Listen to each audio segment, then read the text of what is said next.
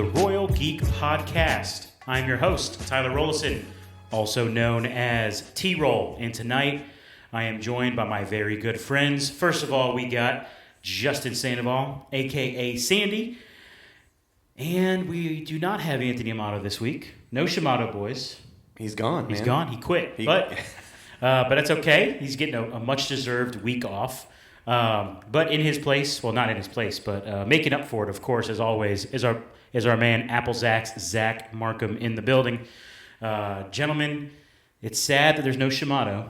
No Shimado. But we're still excited to talk about Andor, aren't we? That's right. Yeah. Andor, man. This show is so quality, man. It really is. I think it's important to say that Shimado is missing tonight's podcast for a very, how should I say, a reason that would make a lot of sense. Would it?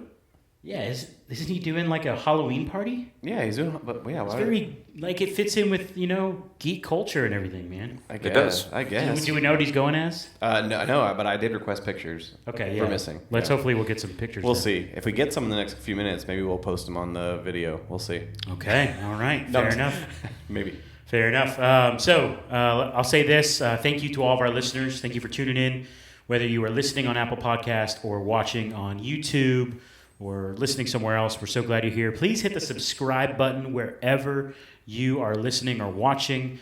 Join our family. Help us, grow the pod. And also follow us on social media. You can do Twitter, Instagram, Facebook, TikTok. It's at Royal Geek Pod. Follow us on all those platforms and keep up with all the Royal Geek news. Okay? Yeah. Boys, I think it's time. Andor episode, I believe, 8. 8. Yes. Okay? 8. And it was titled Narkina 5. Yep. Which right when I saw the title, I was like, okay, that's got to be some planet.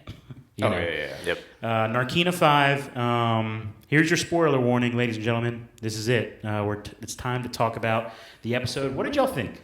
Yeah, I mean, so first off, Andor episode 8 dropped, and obviously we're all looking forward to it. We're ready to review it, and as I'm getting ready to click play, I am reminded that Tales of the Jedi, the animated short, drops, and I'm like, oh, okay, let's dive into this too. So it's been a Star Wars filled week, and I've thoroughly enjoyed all of the Star Wars content that's been coming out. The animated show that's only 6 short episodes has been fantastic, but Andor episode 8, so fantastic. It really was. Not only did we get a heist from the previous arc in Andor, but it looks like we're going to eventually get a jailbreak. It's going to be pretty. Yeah, it's going to be pretty incredible to get that kind of stuff in the Star Wars universe. But I was completely hooked.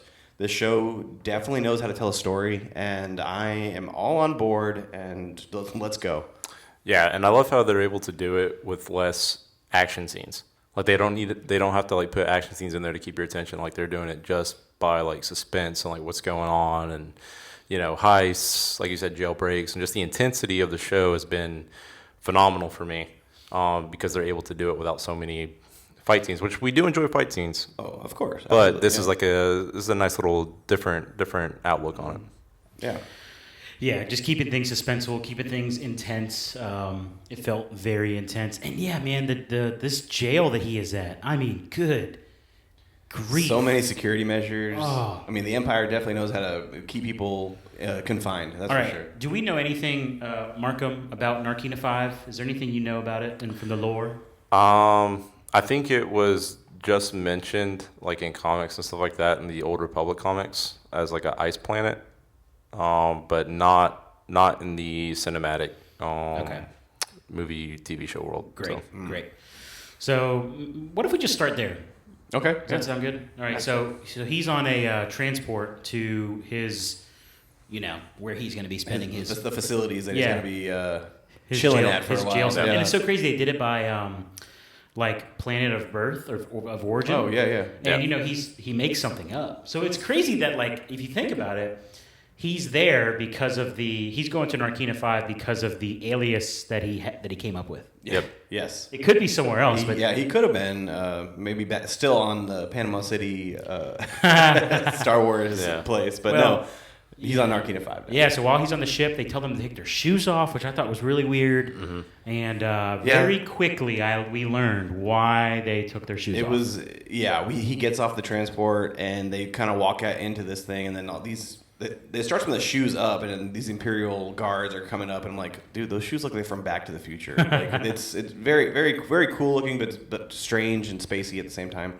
And then they're all standing there barefoot, hands behind their head, and they're giving down the rundown. This is what you're going to do. You're going to get to the next spot, and you're going to listen to all the rules, and notice we don't have no guns, that kind of stuff. And then they remind them or show them, teach them why they don't have any guns, and they electrocute them through the floors. And the way they're all posed and shaking, it's amazing. Looked terrifying. They drop to the ground. It was incredible.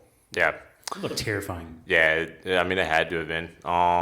When they showed the planet and everything, I felt like the planet and just the atmosphere was like really cool. But then like they go in like the tunnel aspect of it, like down in the, I guess it was like a ravine or something like that, and then like it looked like something from like Camino or something like that. It did. It looked. I mean, as they went down and down and down, like you could tell it was very extensive for. I mean, how many people were actually there? Especially the scene later on when they're in the pipes. Traveling, and then they're communicating with each other, but it goes down and down, and there's who knows how many people in there. Yeah, and I'll tell you what, if I was a prisoner there, like it takes, and exactly what they did. I mean, the Empire knows how to keep people in chains, but when they shocked them the first time, like that is all I would need to completely follow every rule. Now I know Andor's not thinking that. No, he's clearly trying to. And maybe we should start here. Like, what's our predictions? How is this jailbreak going to happen? Because in my mind, it looks impossible. Yeah. From the inside. I think you're right there. It's not going to happen from the inside. It can't. It's going to happen from the outside, and it's going to be Luthen, I believe. I think Luthen's going to figure that he's out there somewhere, and he's going to be the spark of it. Yeah. So there's that, and then they also introduced Melshi from Rogue One. Was in there with him. So, and it looks like there's something like already planned or like in the works, because when he was doing the sign language and everything to, whoever, you have no idea like what type of like information or anything like that they're sharing. But they could like I think it's going to be very coordinated. Like it's going to be, I feel like they have like an outside source, and it's going to be a coordinated attack between like either Luthen, maybe even Saw Gerrera. Yes, Saw. We got Saw this episode too. We did. And a little bit of, cooperativeness within the inside. Okay, so a little nice pairing. There's some people on the inside who are with the Republic, and maybe Saw or Luthen on the outside, and they come together to make like a perfect escape plan.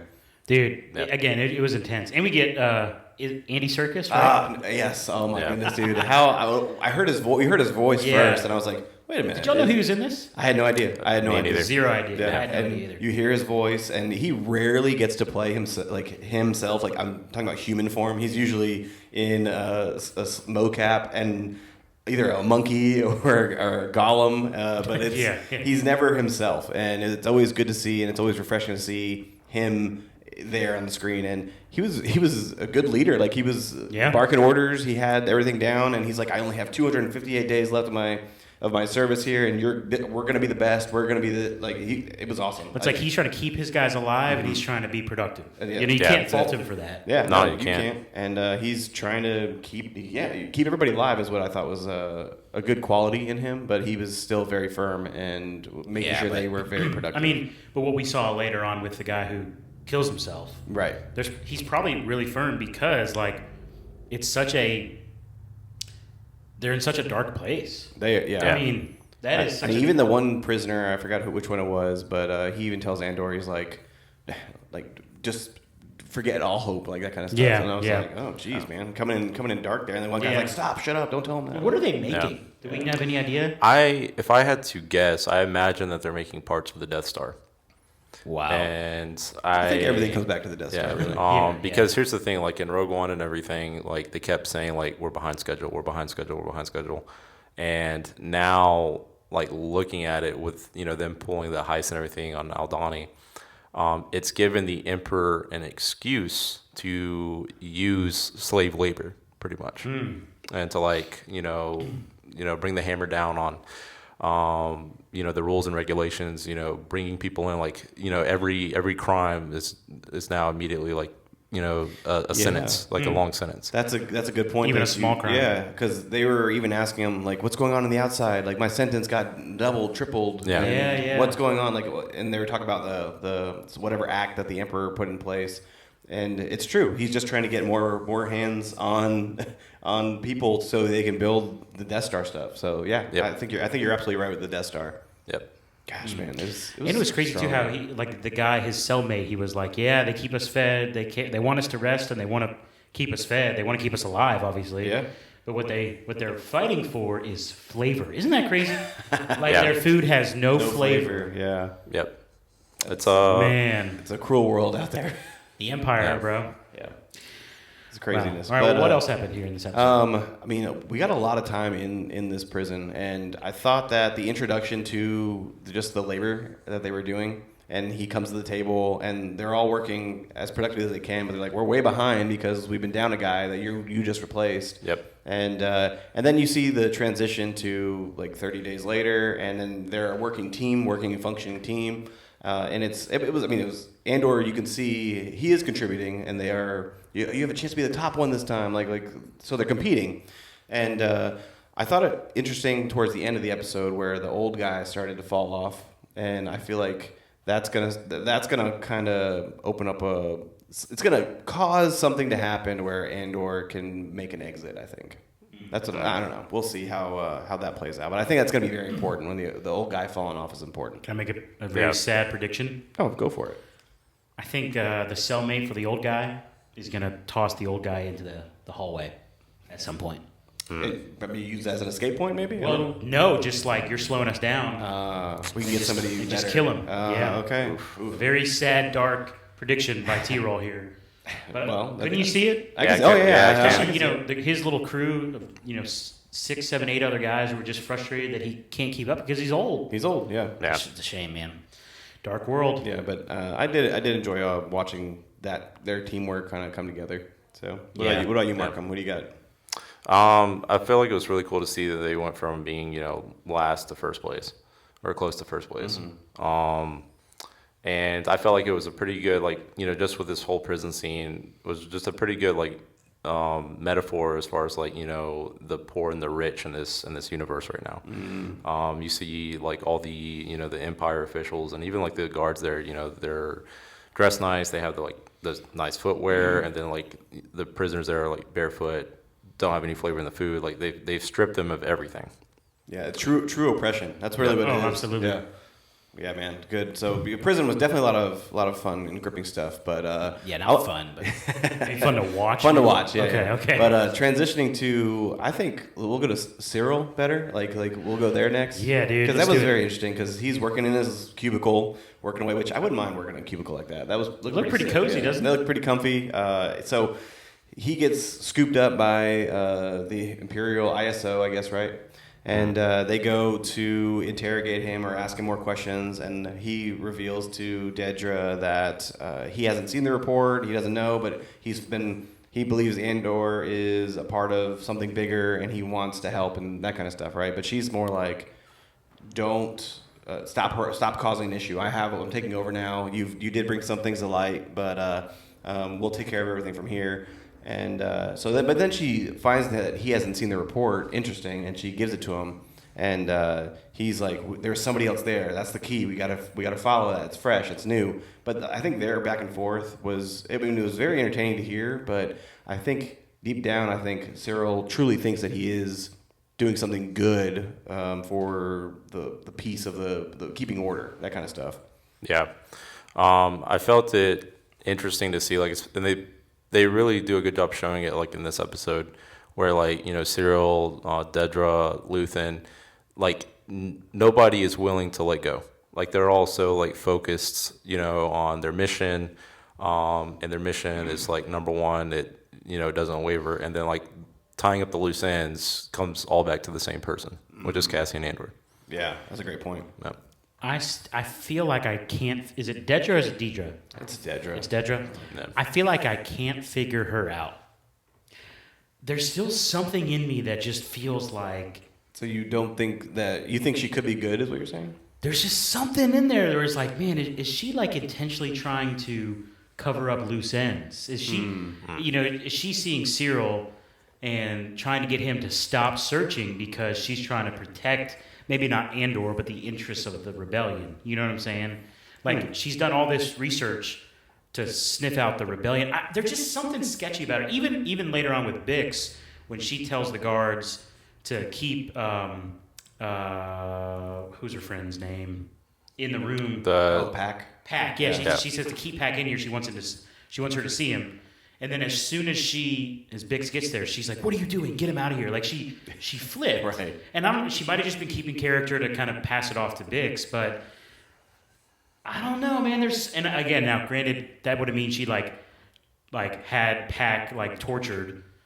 Right. But but sometimes you gotta do some difficult things. There's just something about her that I can't put my finger on. Are you guys sensing any of this? Or so I think she's doing a good job selling me that she's not involved with the Republic or trying to do that. Like I think she's like fully committed. Rebellion. I think she's rebellion. I think she's fully committed to the Empire. I think really do. I do. That's the way I'm seeing it. I don't think she has anything to do with the rebellion at all. I think she is one of the people who are trying to make maybe a position grab, and she's trying to move up the ranks, I think. And Star Wars is not known for having female characters. And sniffing out the rebellion will help. Yeah, and that'll help. Yeah, absolutely. Markham. Yeah. Am I crazy?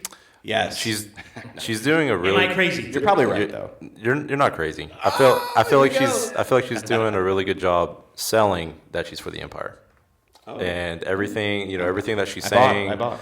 And everything, like she's trying to, I feel like she's trying to convince, her peers, everyone around her that, this is for the Empire, and like she's doing this in the name of the Empire, trying to make the Empire great again. But there is like some stuff in there where like it seems very forced. It seems too forced, and it could be like she's like, she's in works with someone else, because right now there's a lot of different rebel cells. That's out there. None of them are united, which is what we see at the end. Like you have, Luthen, that's what Luthen's thing is, right? Yeah. Yep. And so Luthen's trying to unite them all, and I don't know. I have no idea. I could predict her, being part of like some sort of. So you're like 50-50 on her right now. Correct. Yeah. Okay. Yeah, I think I'm 100% Empire. I'm like I don't know, 70%.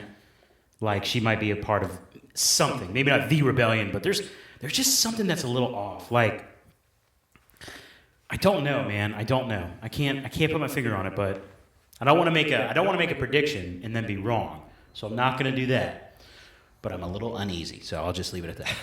Yeah. Just make a prediction, man. We'll play this back when you're right. That's what you got to do. And when you're wrong, we'll play that back and say, we'll laugh at you. Yeah.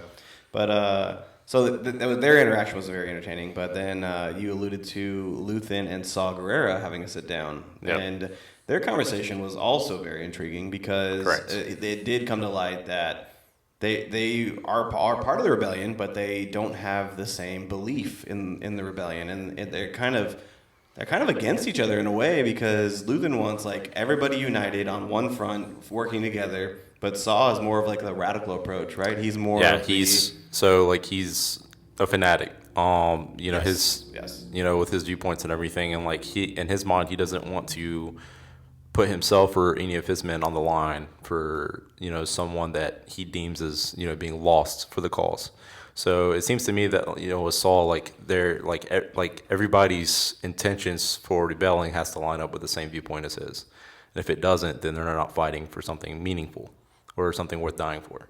And so he's not going to allow himself or any of his men to die in vain. Pretty much, that's the vibe I got from it. Yeah.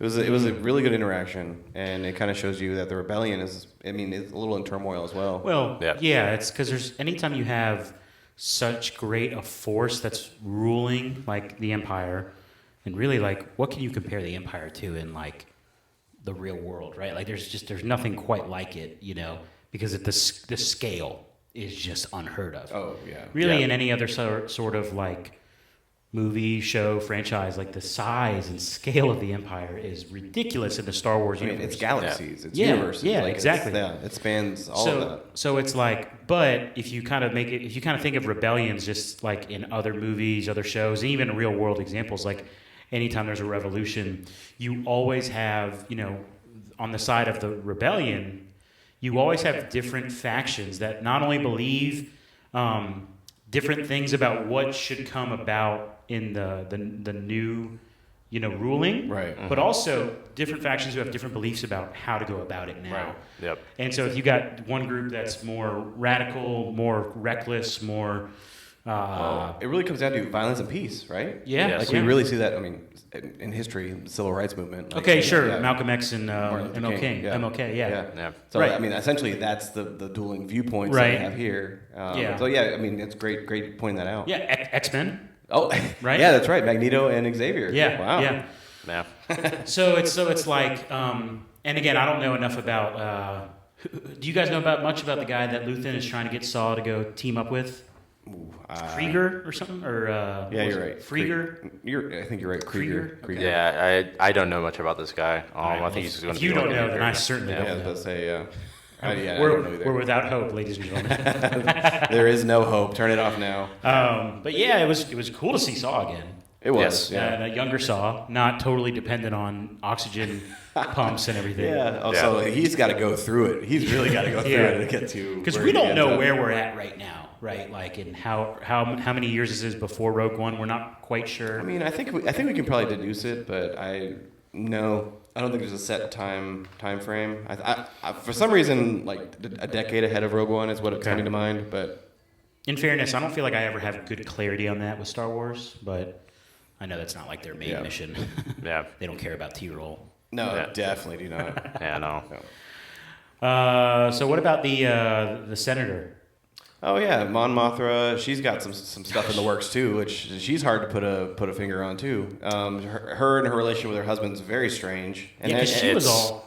I, Go ahead. I feel like the relationship's forced. Like I felt like they were. Oh, they must. Yeah, married by tradition and No love there, bro. Yeah, no love there. Yeah, like it's yeah. all they were married just for politics, and like. Well, they even brought that up. They're like, "Oh, I was 14 when she got married, or 15, like something like that." Yeah. But I guarantee you, like her and then like her longtime like. The banker. The banker. Yeah. Like I'm pretty sure they're like. They got an affair going on? Yeah, they got an affair going on. They have to. Well, they're kind called of. it. You're calling it right now. I'm calling her right now. dude. Okay. He's making a prediction, ladies and gentlemen. Yeah, you almost feel bad for both of them, honestly. Like being in this marriage where there's no love. I mean, even with their daughter, we saw that from a few episodes ago where That's Yeah. true. Mon has like no love with her daughter, and I think she was trying. She was. Yeah. I get the sense that you remember how Bix's boyfriend kind of called the. You talking about Tim with two M's? Yes, Tim with Okay, two M's. okay. Yeah. Called the Morlana police or whatever. Remember Right. that? I'm trying to- That's how this all went down, and Yeah. reported Andor. I kind of get the sense that her husband is going to turn on her. Like he's got. I mean, I know he seems oblivious with a lot of things, but he's got to be sensing some things. He might not know exactly that she's like fueling the rebellion. You can tell he is. The looks kinda he suspicious. gives. Yeah. Yes, Yeah. he's very suspicious. So I could see something. And the questions he asked too, he's just like they're very. Weighted. The question like, Yeah. what are you doing? Or like, that kind of stuff. another prediction. This would be cool. Prediction This is Friday. Yeah, man. What if he discovers that she's really kind of endorsing the rebellion, and that's what gets him on board, and now they have love because like he's so excited about the real reason she's doing all this, because you can tell he's not into all this Yeah, politics stuff. Exactly. But if he caught on that this is the reason why, like She's doing what she's doing. she's doing what she's doing, he might really get on board with that. I mean, I don't know if he's a pro or an anti Empire guy, but let's just assume he is, and then he gets excited. That'd be pretty cool. I think right now, like everybody is pretty much anti-empire. They're just afraid to say it. Yeah. Because the vibe I was getting from that like party and everything is like everybody was concerned about the the new laws and everything that the empire or that the emperor's throwing down and everything, and how but their viewpoint's different. Like they're all concerned of how it's going to affect them financially. Right. And the line that Mothra drops, and she's like, "I'm just protecting the Empire from the Emperor." Like that's Oh yeah. I was like, man, that's she's in it, man. She's playing Totally. she's playing that political game hardcore. Yeah. Love it, man. Love it. Well, is there anything really else? I mean, I think we covered most everything that happened in the episode. I'm trying to think if we missed. Oh, well, I guess Bix and what she's dealing with. Yeah, man. Well, She's looking for Andor. She gets sparked to like, okay, I got to get Andor. because Andor's mom is dying. Yes, so she's got to get with him, and so she goes and sends a message to Luthen. But then Luthen's little assistant picks it up and is like, "It's not worth it. It's a lost cause." And then turns it off. Yeah. So it's got to be that the Empire caught the feed, right? Like that's the only It thing. has to be. Yeah. Yeah. And just to touch a little bit more on Ferrix, that's his own planet, correct? Yeah. Ferrix. So just to touch more on that, it kind of sucks that Cassian's actions is affecting all these different people, including like his friends and family, and like his mom and everything, even himself. Like he, and it was all for nothing. Like he didn't get to keep any of the credits, from that heist. No, yeah. It put him in prison, put him away from his, his mom, his friends and family, and now they're searching for him, but then at the same time they're also kind of despising him in a sense. And then so now, like on Ferrix and everything, and what his mom's trying to do. She's a rebel, and she's going on these crazy adventures and everything, putting herself at danger and even causing herself some harm there, and due to her age, it's going to make her sick. Yeah. So It is kind of cool though to just see how devoted she is to the rebellion. Like that's awesome. Yep. Do we know about the credits? Like, do we know where those credits are? Like he left him in that hotel room above the shower. Some hotel staff. no, his credits, but the other like 80 million. No, I that don't happened think from so. the heist. Yeah, no. Like Vel had them, but I'm assuming She either passed them off to somebody. That's what I'm thinking. Vel's in this episode too with Cinta. Yeah, let's talk about Vel and Cinta. Yeah. So okay, They seem like they're together. well, they're definitely together. Well, yeah, they're that. But Cinta wants to stay because she feels like it's going to lead to Andor, and She's like, it's our best Yeah, lead. it's our best lead. But Vel and her can't be there together because it's going to draw too much attention. Right. So Vel's got to leave, but Cinta's creepily watching through the hotel blinds. yeah. That was so strange. She got her hand on there, Yeah. like peeking through, and she backs up, watching Bix and just doing whatever the heck Bix was doing, like trying to send the code. But I think Cinta's going to discover that Bix is in communication whenever Bix gets free from interrogation. And I think they're going to align, and then they're probably going to be working together to find Andor, and Bix is going to be a part of everything, and Andor's going to be a part of everything. And then Bix will eventually die, causing Andor to fully commit to the rebellion. But don't you think that Vel and Cinta are trying to find Andor to take him out? Like, isn't that what the mission that Vel got? Yes, but I feel like with what they end up discovering with Bix, or they align causes, and they're like, okay, we're not gonna kill him, take him out, or anything like that, but we are going to bring him in and see where he stands, that kind of thing. Yeah. Okay. Yeah, I can see that. So, Well, that's all I got, man. It was a great episode, though. and I feel like if we stick to the theme here, it's 3 episode arcs. So episode 9, it's either going to be a jailbreak, because episodes 1 through 3 was one arc, and episodes 4 through 7 was another arc, or no, 6 was another arc, and then here we go. Yeah. Is that right? Yeah, so far. Huh. I do feel like too, like every time like we get to see Luthen's shop, there's like more Easter eggs that drop in there. Like, Oh, is that right? Yeah, more and more and more. Like today, like on this episode, I saw like a Gungan shield Yeah, that's right. from Phantom Menace. Then we still have the Sith Stalker armor from Force Unleashed that's in there, which I don't know if this is like Star Wars way of saying that it's canon. I don't know. But it's a cool little drop that they put. And then I feel like there was something else, but I just can't remember what it was. Yeah, that might have been it. Yep. Okay. That's cool. But yeah, that's it. Episode 9, here we come. Hopefully jailbreak. Well, we will be back next week to review episode 9 of Andor, and we hope that you guys will join us as well. Big shout out to the community, everybody who listens, who tunes in, who watches on YouTube. Please hit the subscribe button wherever you watch or listen, whether you're on YouTube or Apple, or you're on Spotify, Google, wherever. Please hit subscribe and leave us a review, leave us a comment, help us to kind of get the word out. Share these podcasts with your friends. That helps us out a lot. Follow us on social media. You can follow us at Royal Geek Pod on all of your favorite platforms. Kind of join the community and engage with us some more. So, with all that in mind, for my good friends Sandy, and Apple Zax. This is T-Roll saying thank you so much for listening to the Royal Geek Podcast. We will see you next time, you peasants.